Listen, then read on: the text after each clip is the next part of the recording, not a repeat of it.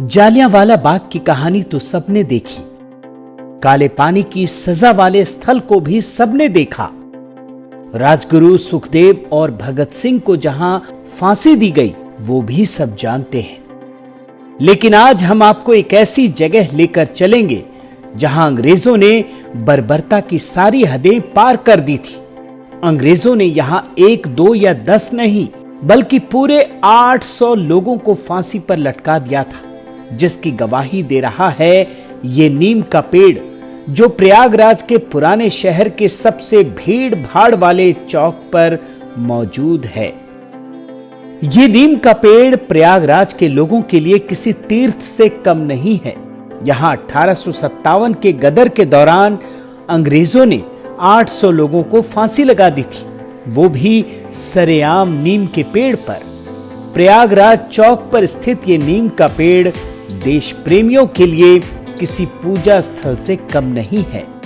ये इलाहाबाद का जो है सबसे बड़ा और पवित्र तीर्थ स्थल है, बलिदान का तीर्थ स्थल। धार्मिकता का नहीं, देश की एकता और देश के लिए जज्बात का जो है तीर्थ स्थल, जहाँ 1857 की गदर के बाद जब मौलवी लियाकत अली के नेतृत्व में खुशरूबाग और ईस्ट इंडिया कंपनी का मालखाना और कोतवाली कब्जा कर लिया उन लोगों ने। इधर जो है हमारे पंडा समाज के लोगों ने दारागंज की तरफ से और झोंसी की तरफ से आक्रमण करके किले पर कब्जा कर लिया।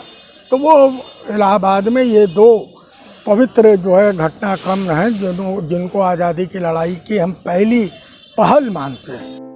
ऐतिहासिक नीम के पेड़ के सामने कभी शेर शाह सूरी मार्ग हुआ करता था। शेर शाह सूरी मार्ग लाहौर से शुरू होकर कोलकाता तक जाता था। ये मार्ग व्यापारियों के लिए बनवाया गया था, जिसे बाद में जीटी रोड कर दिया गया। 1857 में ऐतिहासिक नीम के पेड़ के पास 6 और पेड़ थे। अंग्रेजों के खिलाफ आजादी की जंग लड़ने वाले भारतीय जाबाजों को एक नहीं 7 नीम के पेड़ों पर फांसी दी गई। आजादी के बाद किसी ने ऐतिहासिक पेड़ों के महत्व को नहीं समझा। तब से एक एक कर पेड़ धाराशायी होते रहे और जमीनों पर कब्जा होता रहा। 7 पेड़ों के समूह में अब एक नीम का पेड़ बचा है। यहाँ पर फिर अंग्रेजों ने जो है जब फिर से जो है मौलवी लियाकत अली को घेर कर पकड़ लिया, तो उनके जो है सिपाहियों की टुकड़ी को और स्थानीय जो है नागरिकों को पकड़ कर यहाँ पर 800 से ज़्यादा लोगों को चौक में स्थित जो शेर शाह सूरी मार्ग पुराना लाहौर से कलकत्ता तक एक जो है यात्री चाला के लिए जो है एक मार्ग बनाया था व्यापार के लिए जो है। तो ये जीटी रोड जिसको अंग्रेज़ों ने बाद में कर दिया, उसी के किनारे ये 7 नीम के पेड़ थे। यहीं पे 800 साढ़े 800 लोगों को फांसी दी गई। उनकी लाशों को सामने जो है गढ़ैया थी, उसी में डालकर पाट दिया गया और बाद में वहाँ अंग्रेज़ों ने एक बाज़ार बनवाया जिसको स्थानीय बोलचाल में हम पटे बाज़ार कहते हैं।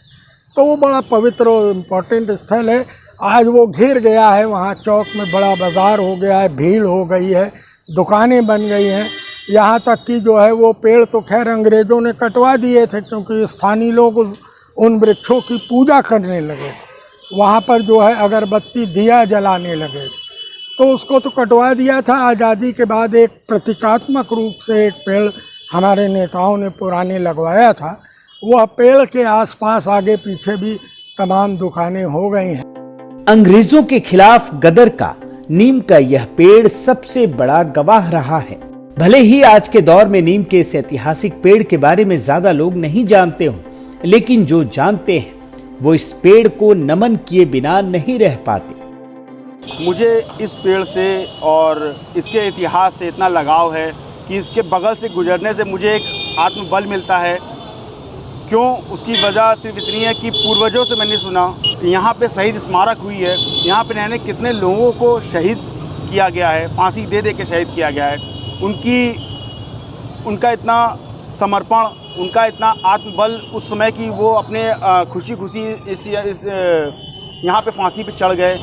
देश के लिए, देश के प्रति। और उसके साथ साथ मुझे एक युवा पीढ़ी को भी मैं ये कहना चाहूँगा कि ये सबसे पुरानी शहीद स्मारक है, जिसे ऐतिहासिक नीम का पेड़ भी कहा जाता है। यहाँ पे उन लोगों का बलिदान है जिन लोगों ने फांसी पे हंसते हंसते चढ़ के इस देश के लिए मर मिटे और इस देश को आज़ादी दिलाई। बेशक आज बहुत ही कम लोग प्रयागराज के इस नीम के पेड़ से जुड़ी कहानी के बारे में जानते हो या फिर जानकर भी अनजान हो, लेकिन आज भी ये नीम का पेड़ अपने अंदर उन शहीदों की शहादत की याद को जिंदा रखकर शान से प्रयागराज के चौक पर तनकर खड़ा है।